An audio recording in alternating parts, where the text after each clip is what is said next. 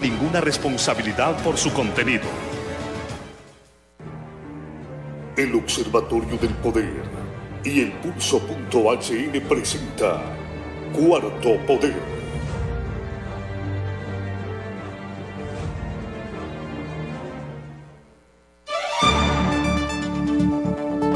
Buenas tardes, amigas y amigos. Bienvenidos a esta emisión de Cuarto Poder. El 1 de mayo, día dedicado a la clase trabajadora, a la clase proletaria, a la clase revolucionaria del mundo. Buenas tardes, Ramón Ochoa. Buenas tardes, un placer saludarlo, don Carlos Paz. Finalizando esta semana, saludamos al pueblo hondureño. Hoy es día viernes 30 de abril del 2021, en efecto. Mañana es 1 de mayo, se conmemora el Día del Trabajador. En nuestro país, como es costumbre todos los años, escuchamos las consignas, las demandas del sector obrero, y es importante que este día, en este programa, podamos profundizar, ahondar en la situación que se encuentra el sector social organizado de nuestro país, hablar de un contexto histórico, pero sobre todo hablar también de la actualidad de los últimos 5, 8 años. Ha perdido fuerza el sector organizado de nuestro país, cuáles son las demandas específicamente de este año y cuál es la situación en la que se encuentra Honduras, analizado desde el punto de vista del sector obrero, porque vamos a tener invitados sobre este tema específicamente de este sector, pero también está con nosotros para el análisis Gilberto Ríos. Él es candidato a diputado por el Partido Libertad y Refundación, y una persona que también pasa pendiente específicamente de estos temas. Gracias por acompañarnos, Gilberto, a analizar el contexto. Mañana es 1 de mayo. Bienvenido. Muchas gracias, Carlos, Ramón, por esta invitación. Para mí es un honor, pues, estar en esta cabina de Radio Globo, que es una cabina histórica, y que, bueno, sobre todo hablando de tema que a mí me gusta mucho, ¿verdad? Que es el tema de la lucha de clases, los trabajadores, la lucha social, y del que hemos hecho análisis permanente y hemos escrito, ¿verdad? Bastante, hemos, bueno, relatado un poco, ¿no? Lo que nos ha tocado a la par de los trabajadores en la lucha de clases, y creo que sí tenemos algo que aportar, ¿verdad? Un criterio, y más que todo también recibir del público de esta potente casa de radio también sus observaciones, sus criterios y por supuesto sus críticas. Gilberto, quizás un poco así, en minutos, reseña de cómo se origina el 1 de mayo, porque los trabajadores en Honduras ahora gozan de un 14º mes de salario, que no es 14º, ¿no? Algo así. Porque solo es el salario, no mes, porque los meses solo son 12. De vacaciones, sí, de aguinaldo, y así muchas conquistas que no es cierto que ningún gobierno se las ha dado, se han ganado. Los trabajadores en Honduras vienen luchando desde 1869, si no me equivoco, y ya a principios de organizarse desde la segunda década del siglo pasado. Pero ¿cómo se originan las conquistas que hoy tienen? Y en vez de conmemorarlas, pues hacen francachelas, pero así es, disfruta el del futuro, ¿va? Fíjate que yo estuve justamente en un curso impartido por el equipo Maíz en El Salvador, en el que llegó una especialista sobre el tema, una cubana, y nos habló de los primeros orígenes de las luchas obreras, ya en la época industrial. Y a mí me sorprendía bastante ver cómo las primeras huelgas industriales de trabajadores y trabajadoras se dieron a principios del siglo XIX. Estamos hablando de 1803.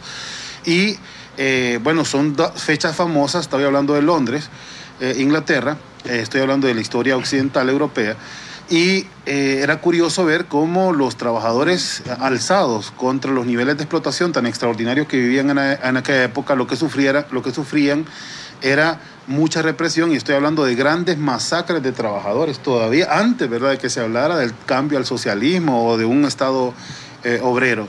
Y en el caso específico o sea, quiero decir que la lucha de clases es un proceso permanente, ¿verdad?, de contradicción de los trabajadores de las grandes masas poblacionales contra la concentración de las riquezas socialmente producidas.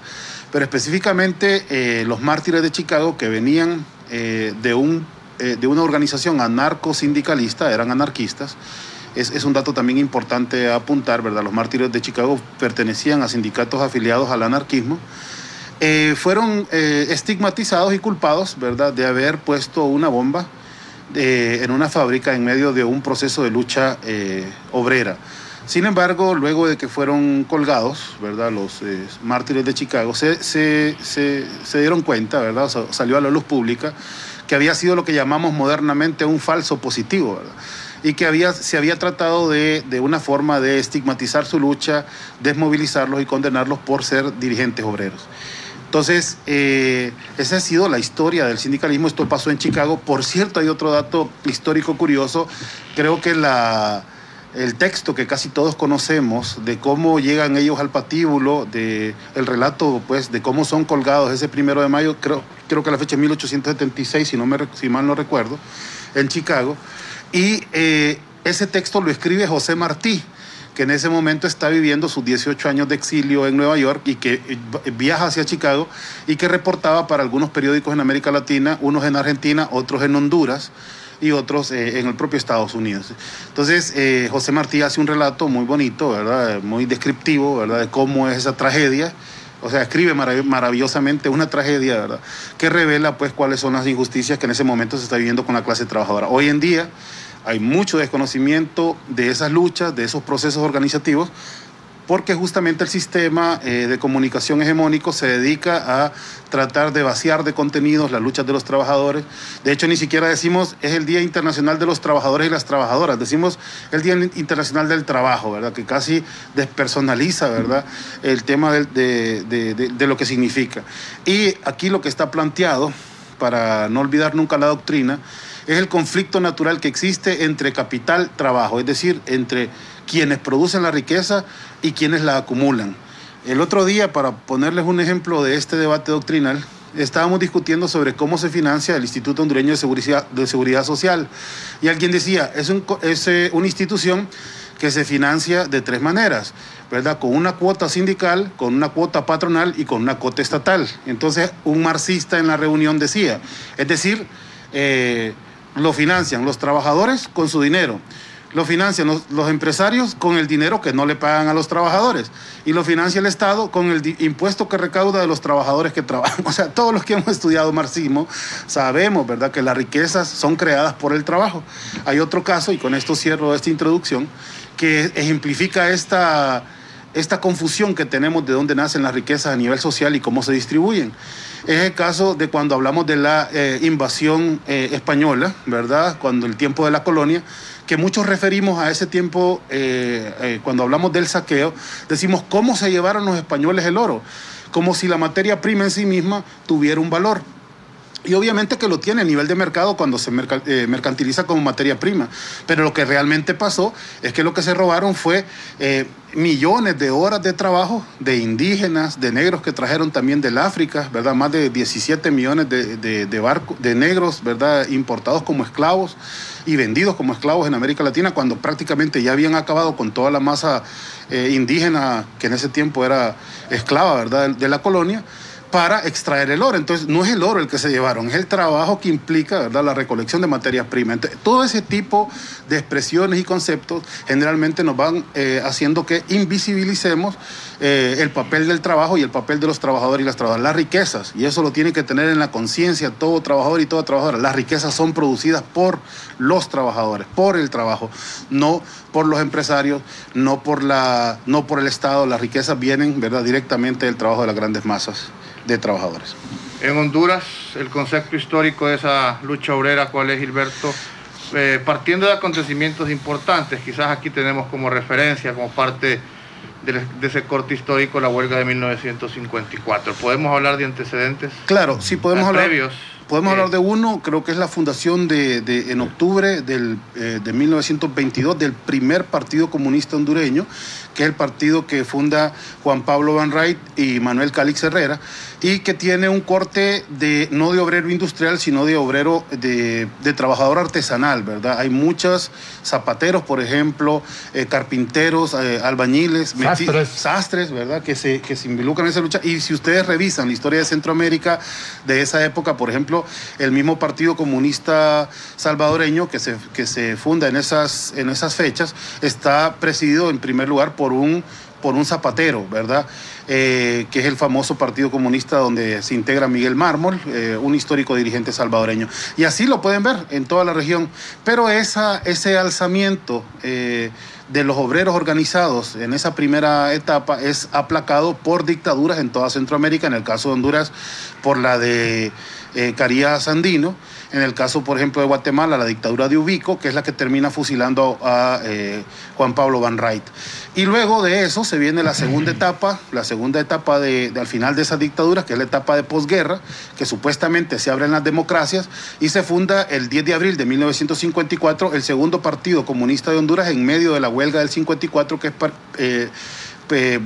es en particular el hito histórico más importante de la lucha de los trabajadores en nuestro país, ya que gracias a eso fue que se impulsó, y aquí le voy a tomar la palabra a Carlos, que no han sido los gobiernos, porque siempre dicen, es que fue el gobierno de ¿cómo se llama?, de Villeda, ¿verdad? Sí. De Villeda Morales el que reconoció. No, es que tanta era la lucha y tanta había sido la fuerza que en los próximos años, pues cuando hubo ya gobiernos democráticos, tuvieron que aceptar los derechos de los trabajadores. Lo mismo con el voto de la mujer, que se aprueba en el país el 25 de enero de 1955 y que responde a la gran participación de las mujeres en la huelga del 54 y también de un movimiento sufragista de mujeres, algunas liberales, otras comunistas, intelectuales independientes, maestras, que hace décadas antes del 55 ya venían luchando por su posibilidad del voto electoral. Entonces hay que entender que todos los derechos sociales y políticos siempre son conseguidos a través de luchas y no a través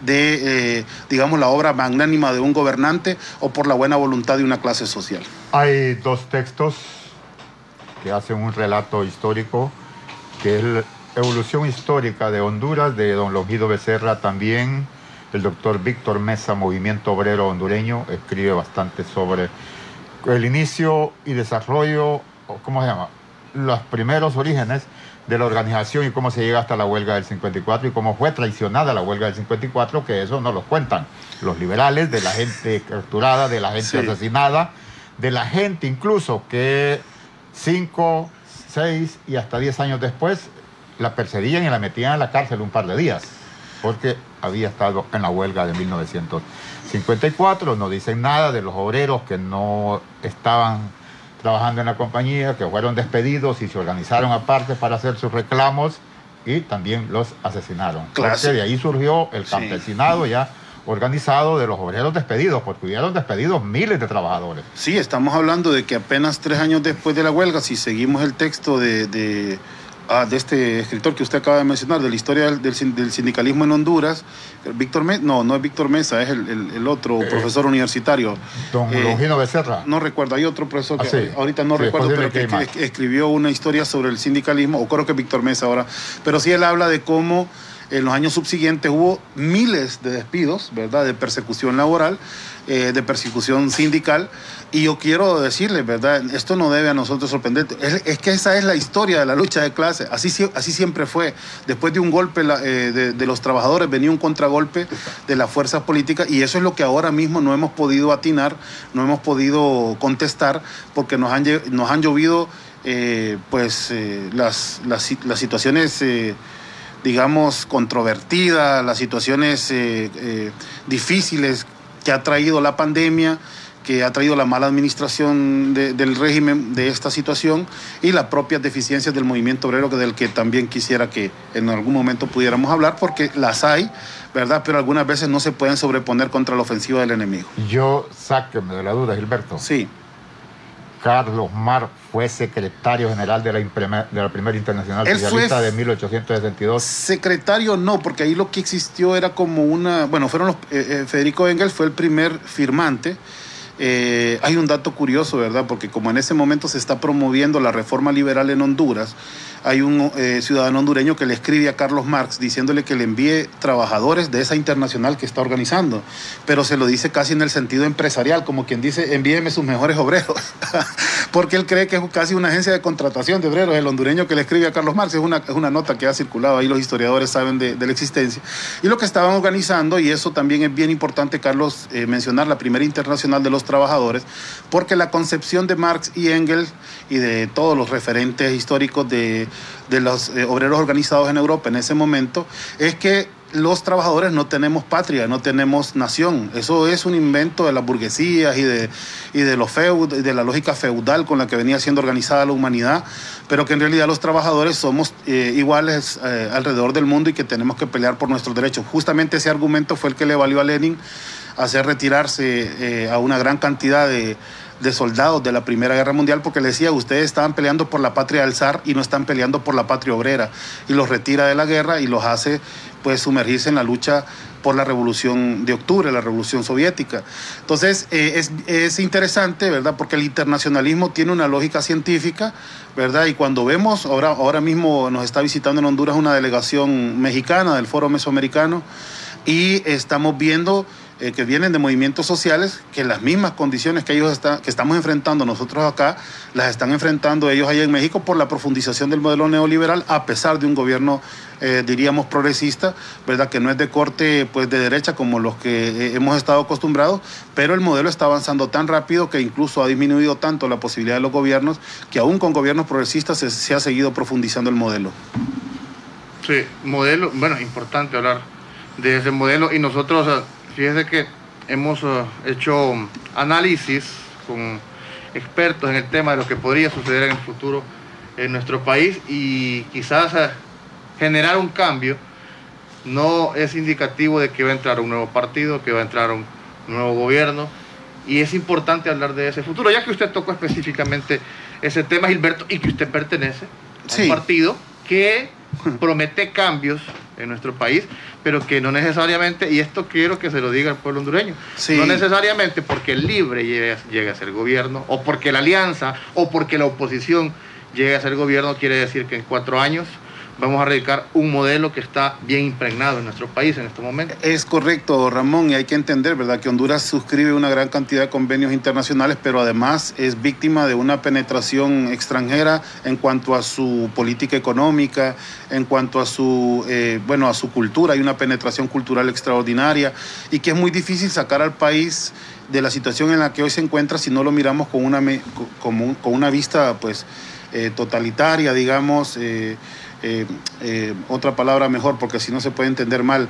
No estoy promoviendo regímenes totalitarios, estoy diciendo que si logramos integrar, ¿verdad?, de una mirada holística sería la palabra, ¿verdad?, todos los elementos que nos llevan a nosotros a la pobreza y al subdesarrollo que vivimos, pues no solamente se va a lograr con un gobierno de Libre. Y en eso yo sería autocrítico con mi partido, que defiendo todos los días, en el sentido de que debe, a mi criterio, regresar de inmediato a la lucha popular, a la lucha de calle, a la lucha de organización de barrios, de colonias, de los sindicatos, de acompañamiento de los sectores populares, porque la transformación también se da a pie ahí, peleando con la gente, y se da también a nivel institucional cuando se conquistan los espacios políticos.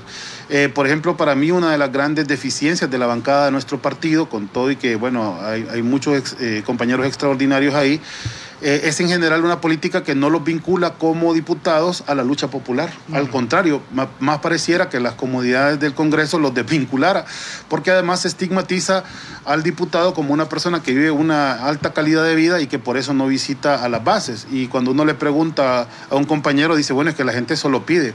Bueno, esa es toda parte de toda una política y una cultura, ¿verdad?, del clientelismo político, de la desmovilización popular, que nos hace creer que cuando un funcionario llegue va a cambiar nuestra vida. Nosotros tenemos que cambiar nuestra vida organizándonos, elevando nuestros niveles de conciencia y de crítica, y haciendo sacrificios, porque tampoco la lucha es para beneficios personales, sino de sacrificios para hacer avanzar todo este carro de la transformación social, popular, que nosotros necesitamos en nuestro país. Bueno, en ese espacio que habla de Libre y la clase trabajadora de Honduras, yo soy fuerte y digo, Libre se abroga, es decir, que representa a la clase trabajadora de Honduras y a la clase campesina, que nos representa a los explotados, pero yo desconozco las asambleas de los líderes de Libre con la clase trabajadora. Yo no digo que se vayan a reunir con las cúpulas de las centrales, pero ¿a cuántas asambleas asisten los líderes de Libre de los trabajadores en el campo?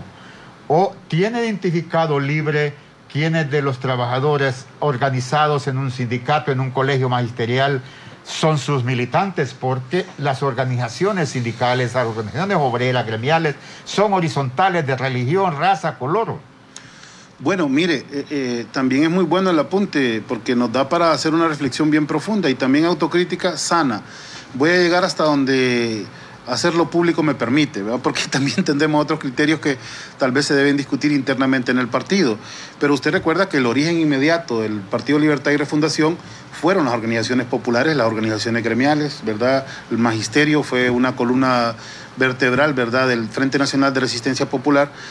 Y cuando se hizo la transición, digamos, a partido político, se malinterpretó que la lucha política es la lucha exclusivamente de los votos. Y eso por una visión de un sector, hay que decirlo, ¿no?, del sector que viene del Partido Liberal, que cree firmemente en los cambios institucionales, porque cuando fue gobierno era parte también del establishment, era parte también de la representación de la oligarquía, y eso le permitía tener algún margen de acción que el presidente Zelaya extrapoló, ¿verdad? Porque realmente ya quería hacer un gobierno popular en Honduras, se aventó a hacer cambios que nunca se habían hecho en nuestro país, que desde el punto de vista histórico son enormes, desde el punto de vista de la gestión gubernamental podrían no ser tan grandes, pero que la fuerza política no le permitió a él llegar más allá, de tal manera que con lo que hizo, que algunos pueden decir poco, otros podemos decir con lo mucho que hizo, resultó eso en un golpe de Estado, cayendo las caretas en el país. Entonces, el error fundamental que a mi criterio hemos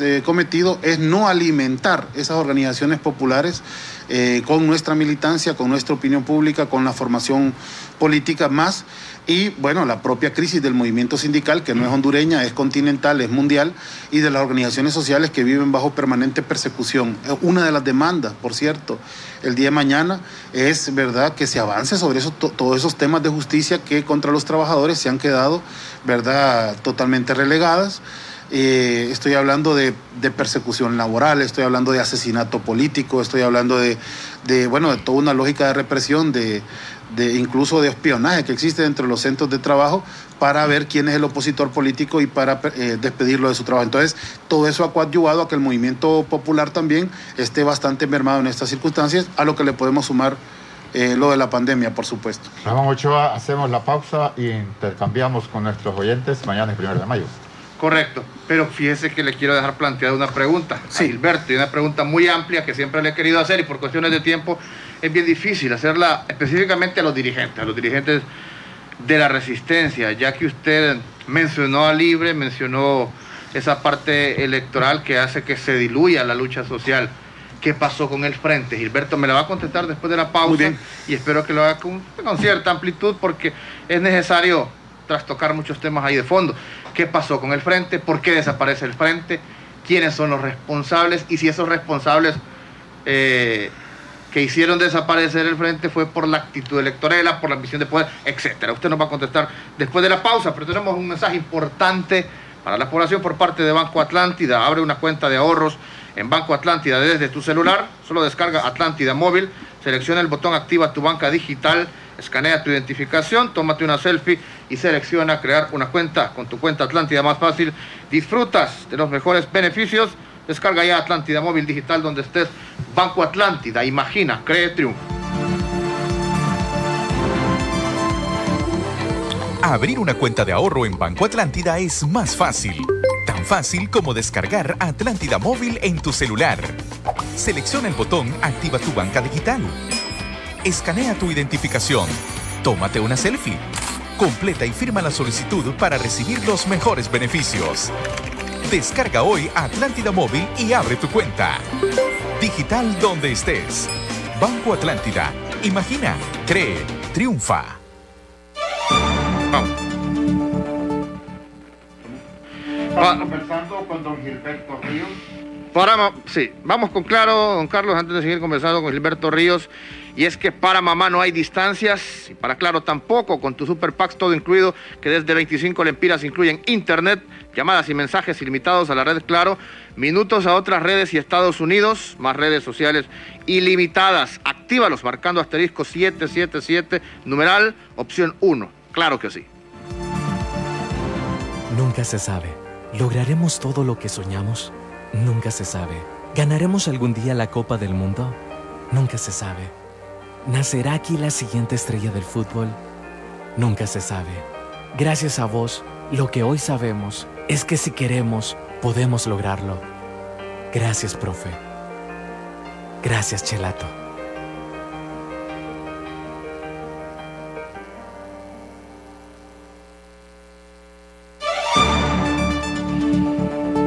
Conversamos con Gilberto Ríos, el análisis del 1 de mayo y el comportamiento en el país. Pero previo a continuar con Gilberto, vamos a conversar con don Miguel Mejía, es presidente del Citramedis, presidente de la Federación Unitaria de Trabajadores de la Salud.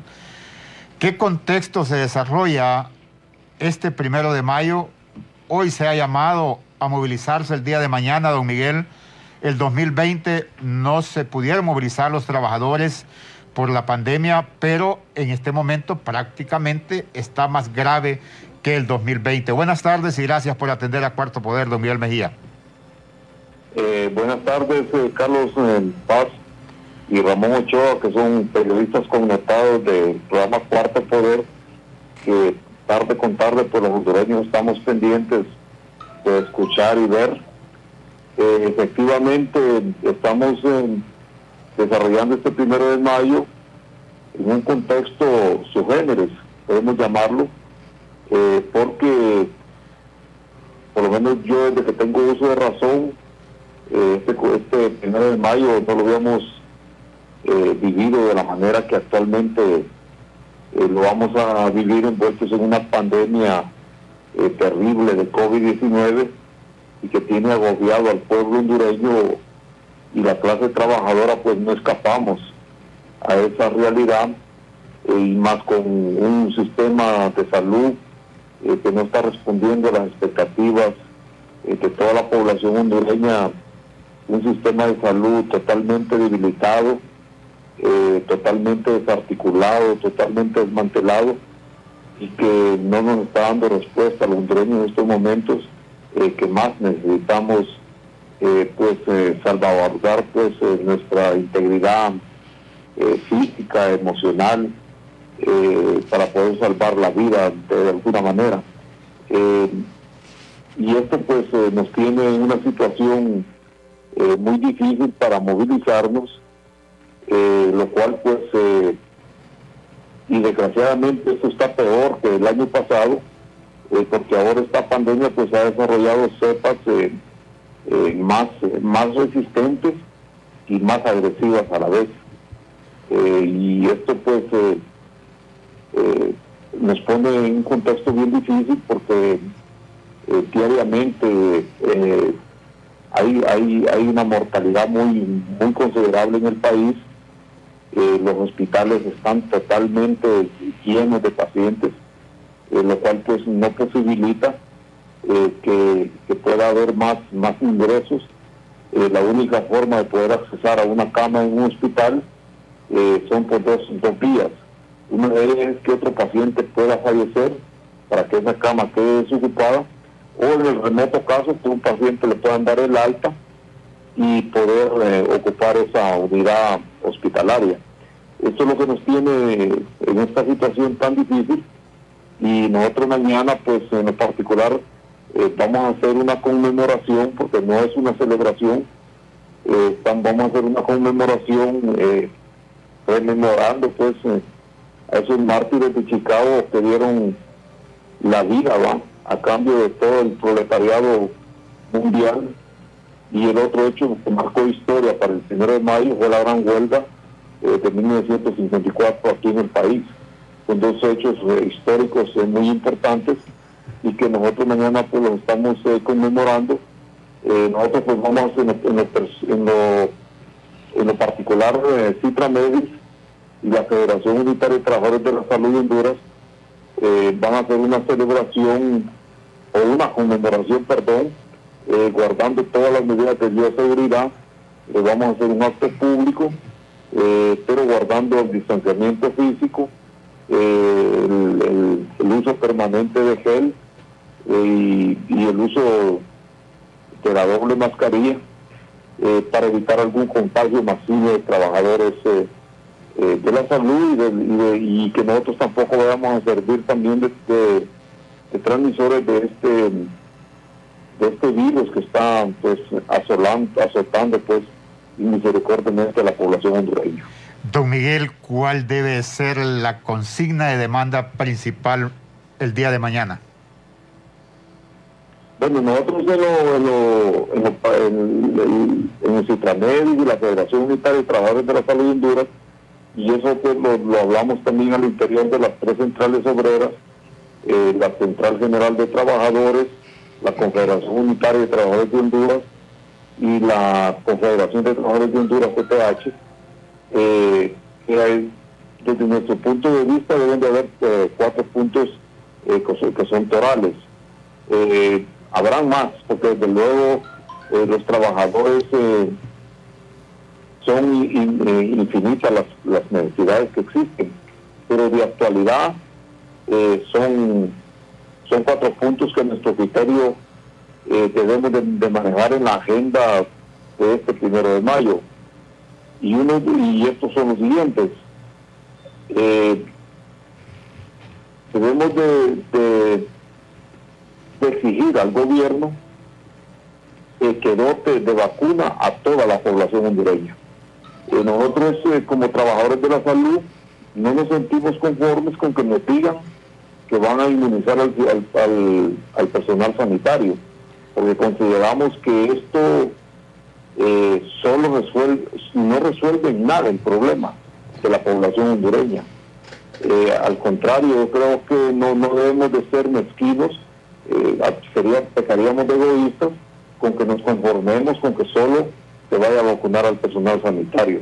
Nosotros creo que haciendo acopio del principio de solidaridad debemos de exigir la vacuna para toda la población hondureña, y esa es una de las exigencias que mañana vamos a hacer, haciendo eco también de una campaña que la Internacional de Servicios Públicos, que es una federación internacional a la cual nosotros estamos afiliados, ha establecido en todos los países del mundo, principalmente en los países pobres, que deben de dotar los gobiernos de vacunas a todos los pueblos del mundo, porque los países más ricos han acaparado la vacuna.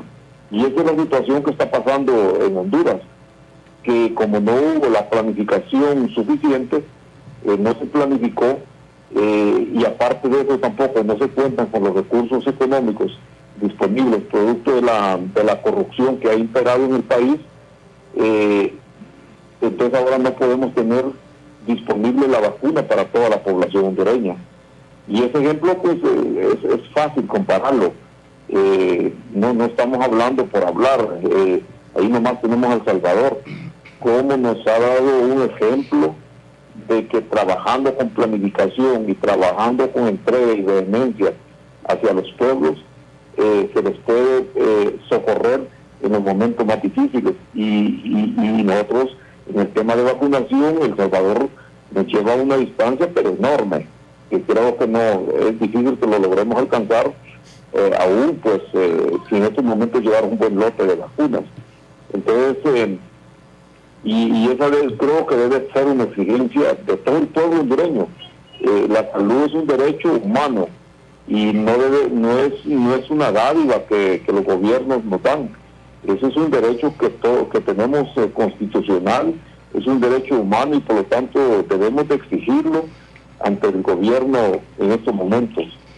Otro tema que nosotros llevamos y que creemos que es de actualidad es que debemos de condenar los actos de corrupción que se han dado en el marco de esta pandemia de COVID-19, y debemos de exigir cárcel para estos corruptos, pero a la vez también recuperación de los bienes que se han robado para entregárselos nuevamente al erario nacional para que sirvan para el pueblo hondureño en estos momentos que estamos tan difíciles,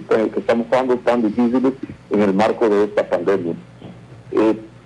Otro tema muy importante que consideramos y que se debe apoyar por el pueblo hondureño es el tema de aprobación inmediata de la Ley del Sistema Nacional de Salud, porque este anteproyecto es una propuesta de la clase trabajadora, particularmente de los trabajadores de la salud, que es una propuesta antiprivatizadora, y por lo tanto consideramos que es un tema de actualidad y que todos los trabajadores y todo el pueblo hondureño nos debemos de unir a esta causa para alejar de una vez por todas ese aspecto de la privatización que todos los días nos está acechando.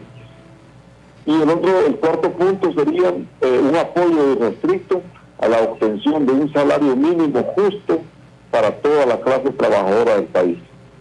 Consideramos que en ese marco de propuesta pues está para mañana, 1 de mayo, y las centrales obreras, las tres, por unanimidad, pues aceptaron nuestra propuesta y consideramos que en su manifiesto así va a ir. Nosotros en el manifiesto propio que llevamos, tanto la Federación como Citramedis, de la misma manera va, y eso pues lo vamos a transmitir para llegar a los afiliados y afiliadas en nuestras respectivas organizaciones, para que haya un empoderamiento total de los temas que anteriormente le hice referencia. Le agradezco mucho, don Miguel, gracias por atender Cuarto Poder.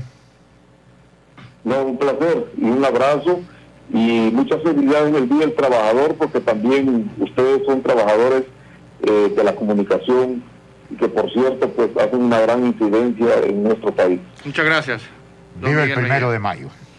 Gracias, Miguel Mejía, presidente del Citramedis. Me permite saludar al sindicato del Banco Atlántida, Dimas Chávez y Felipe Ramírez, los que conozco, pero creo que han de ser decenas, los afiliados al sindicato del Banco Atlántida. Sí, Dimas Chávez, que también es miembro del comité ejecutivo de la CGT, entiendo, y don Felipe Ramírez, que también es el presidente de la FENATRA. Anarela Vélez Osejo nos está viendo, le manda saludos a Gilberto Ríos. Un saludo para la gran amiga Anarela. Abrimos llamadas después de la pausa. Pero antes de la pausa, Gilberto, la consulta. Sí. Correcto, la consulta, el Frente Nacional de Resistencia Popular. Bueno, yo les recuerdo que el Frente Nacional venía de una construcción anterior, que era la Coordinadora Nacional de Resistencia Popular, que había nacido en el año 2003. Del 2003 al 2007 más o menos funcionó como coordinadora. Luego, bueno, no, hasta el 2009 el golpe, pero así movilizada fuertemente, porque después nos acercamos al gobierno del presidente Zelaya. Luego esto mutó al Frente Nacional de Resistencia Popular y luego hubo una última mutación al Partido Libertad y Refundación. Yo creo que si nosotros vemos, aquí está Carlos, que ha sido también un luchador de toda la vida, que si se recuerda Carlos de la CCOP, por ejemplo, de la coordinadora, Consejo Coordinador de Organizaciones Populares, fueron iguales, mismas instancias de aglutinación que respondían a un momento histórico determinado. Yo siento que la nostalgia que tenemos por el Frente es porque el Frente fue extraordinario en toda su explosión de pensamiento, de movilización popular, de su expresión cultural. Se organizaron las mujeres, los abogados en resistencia, todos los sectores sociales, ¿no? Sin embargo, eso respondía, como decía, a un momento histórico, y ahora estamos viviendo otro, ¿verdad?, del que tenemos que volver atrás solo para traer las experiencias positivas y tratar de superar esa lógica de que con el partido político electoral vamos a superar todos los escollos que nos está presentando la situación actual. No es cierto, es falso. Para acelerar los procesos democráticos también hace falta mucho la participación popular, la movilización. Lo viví personalmente en La Paz, Bolivia, una vez que se realizó hace 5 años el Foro de Sao Paulo allá. Y yo fui testigo de cómo cuando una ley quería ser aprobada, aún con mayoría en el Congreso del MAS, el pueblo salía a marchar para demostrar su apoyo, para demostrar su mayoría. Nosotros tenemos el gran desafío de recuperar la protesta pública en el país, de recuperar la movilización popular y que los sectores de opinión entiendan que somos las mayorías las que estamos sufriendo los embates de este modelo económico que no es para favorecer a los hondureños, sino para una pequeña clase económica extranjera que nos domina en la línea de los intereses de las grandes transnacionales y no en la línea de los intereses de los hondureños y las hondureñas. Hacemos la última pausa. Al regresar, llamadas telefónicas. Le recordamos nuestros números en cabina: 2221-6800, 2221-6801. Para mamá no hay distancias y para Claro tampoco. Por eso pásate a Claro con tu plan postpago que por $25.99 incluye 40 gigas de navegación, llamadas y mensajes ilimitados a la red Claro, minutos a otras redes, América Sin Fronteras y redes sociales ilimitadas. Contrátalo ya marcando en tiendas Claro o llamando al 2205-3333. Claro que sí.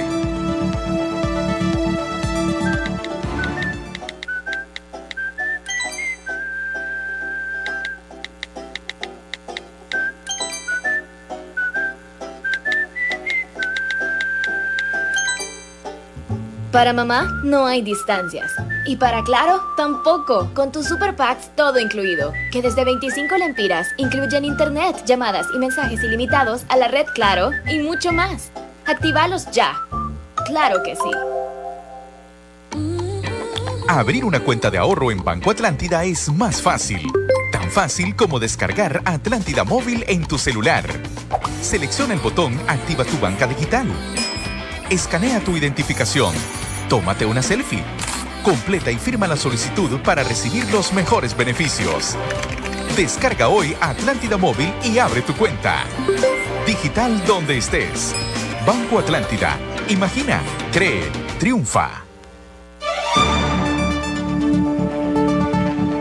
Cuarto Poder es cortesía de Diario Digital El Pulso, periodismo que genera incidencia en el país. Búsquenos en las redes sociales e infórmese de manera práctica en Twitter, en Facebook e Instagram.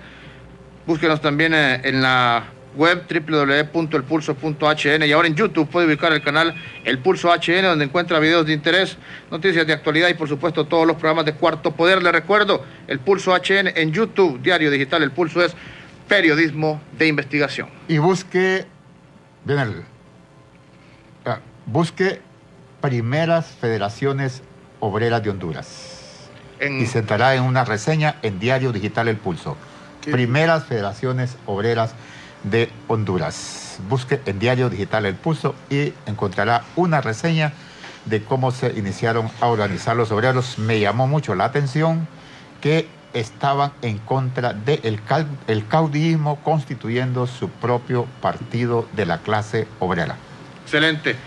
Ya tenemos llamada telefónica. La tenemos de inmediato. Buenas tardes. Buenas tardes.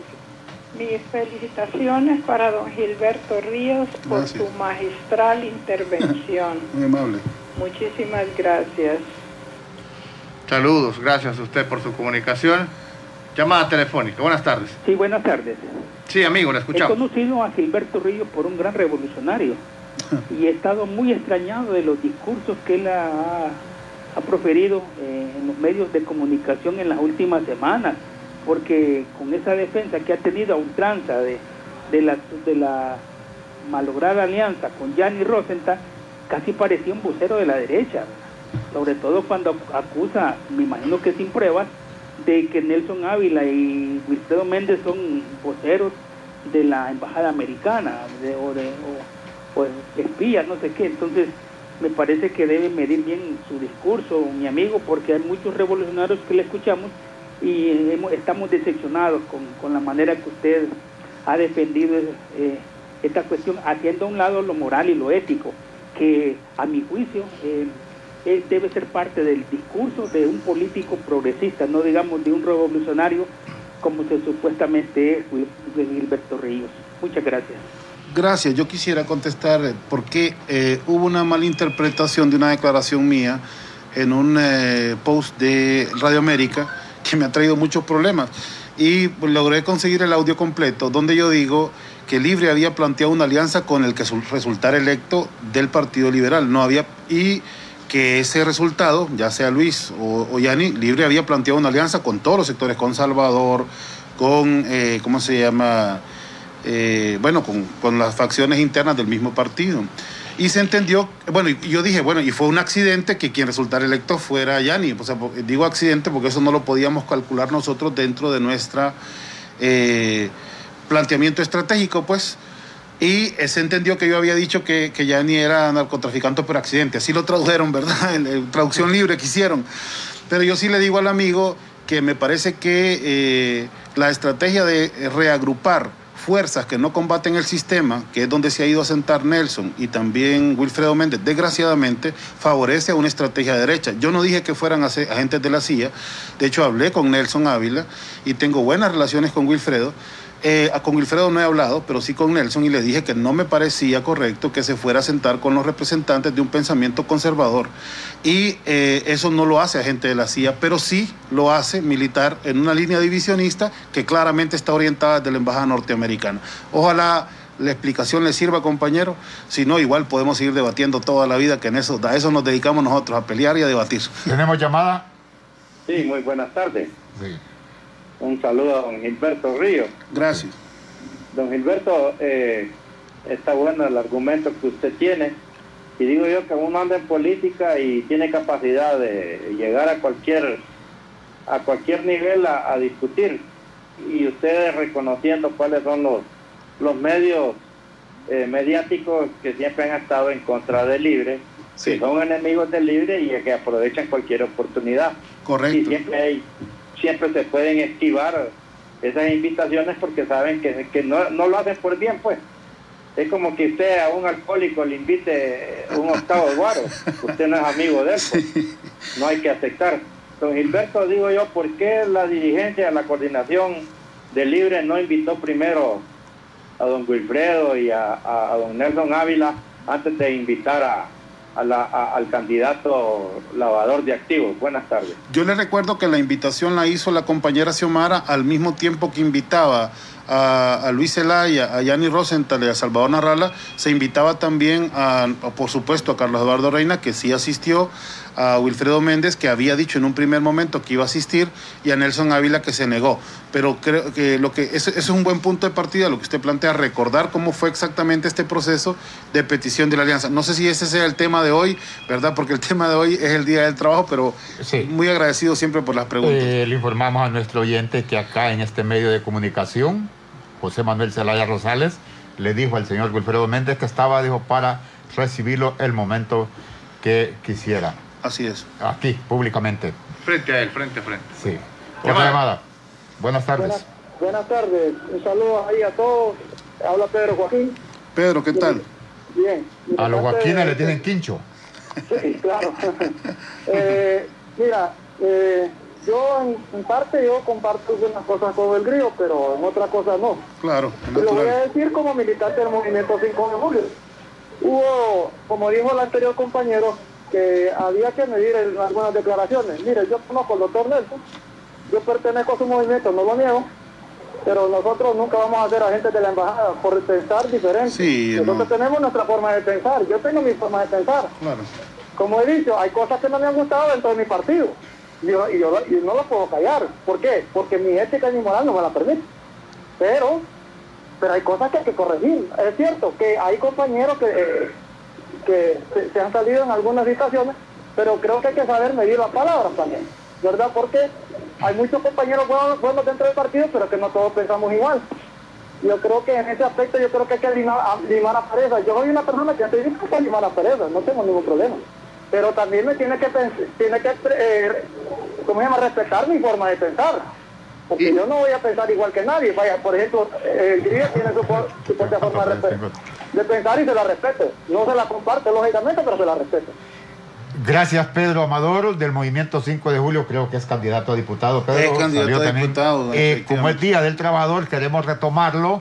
¿Qué piensa Daniel Durón del mismo tema? Daniel Durón, secretario general de la CGT, de estas alianzas políticas, ahora que todos los partidos políticos solo hablan de alianzas, incluso el partido oficialista ha manifestado que va a hacer alianza con los obreros y los campesinos, pero escuchamos que ha ido don Daniel. Los mismos políticos dicen que en política no hay situaciones estacionarias, son cambiantes. Podemos tener una realidad esta semana y la próxima semana ya se generan otras circunstancias y otras situaciones. Mire, aquí lo de fondo que hemos notado nosotros, hay una oficialidad y hay una oposición importante. O sea, ¿cuál es la propuesta en función de que el país vuelva a recuperar sus niveles de desarrollo que casi nunca los tuvo, si hablamos humanamente, para proponer una plataforma, un plan nacional de país que contenga corto, mediano y largo plazo. Por ejemplo, cómo recuperamos el desarrollo, cómo recuperamos la educación, cómo recuperamos la salud, cómo recuperamos el empleo, más que el empleo, cómo recuperamos los ingresos de la gente, cómo reconstruimos este país.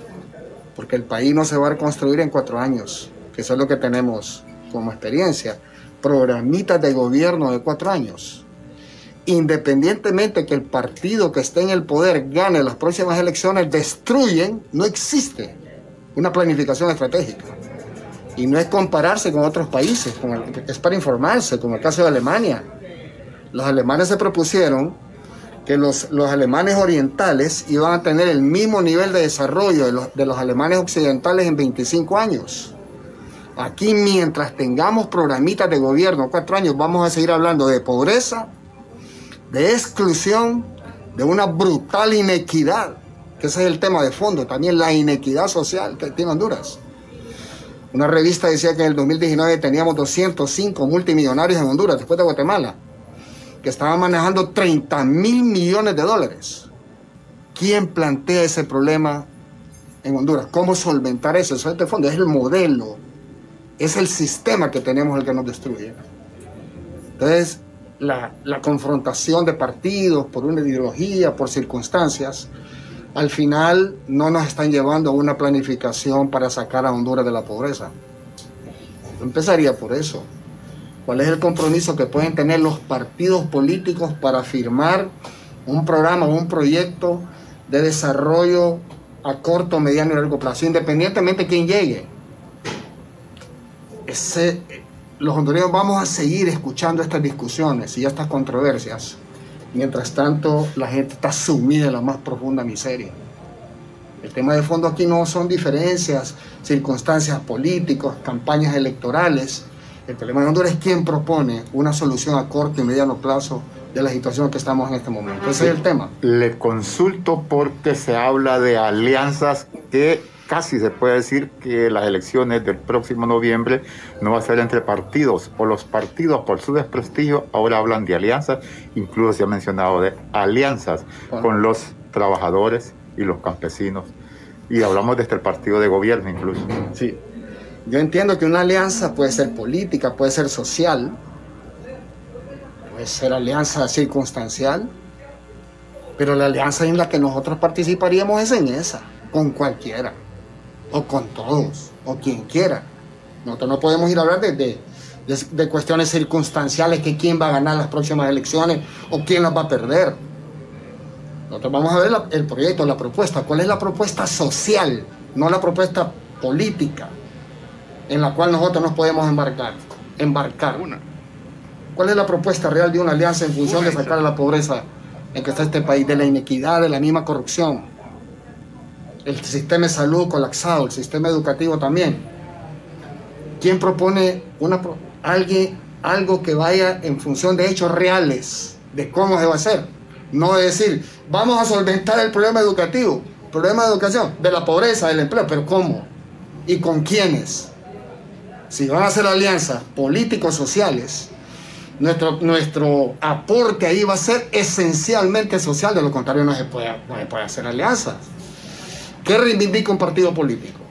Reivindica el poder, independientemente de su ideología, de su doctrina, para llegar al poder. ¿Qué reivindicamos nosotros como sector social? Derechos, circunstancias, problemas que nos hacen. A los mismos que les damos el poder, son los mismos que en poco tiempo nos están quitando derechos, destruyendo conquistas. Hasta ahí lo manifestado por Daniel Durón, secretario general de la CGT. Ramón Ochoa. Démosle unos segundos a la última llamada. Con esto nos despedimos antes del cierre de Gilberto. Buenas tardes. Sí. Estaba oyendo al señor Daniel Durón. ¿En qué quedó lo de Daniel Durón? Que algunos empleados del Seguro Social en este escándalo dijeron que él había recibido dinero y él nunca aclaró nada de eso. Porque esos sindicalistas en nuestro país tienen una famita que Dios me libre. A ver, se lavan las manos como Poncio Pilatos y salen como payasos que la cara ya la tienen de payasos. Muchas gracias. Muchas gracias. Se nos fue el tiempo. Gilberto, segundos para despedirnos y un mensaje final. Bueno, yo pienso que Daniel apuntó uno de los problemas principales. La clase trabajadora debe dejar de luchar solamente por derechos y debe luchar también por el poder. Si nosotros no tenemos un gobierno que represente los intereses de la clase trabajadora, entonces vamos a seguir teniendo gobiernos que representen los intereses de la oligarquía. Y a esa oligarquía no le podemos pedir derechos, porque ya vimos cómo resulta. Entonces, ese es uno también de los planteamientos de mañana 1 de mayo por los que tenemos que salir a la calle. El pueblo organizado y sobre todo el pueblo trabajador debe salir a luchar por el poder. Gracias por la invitación, amigo. Muchas gracias, Gilberto.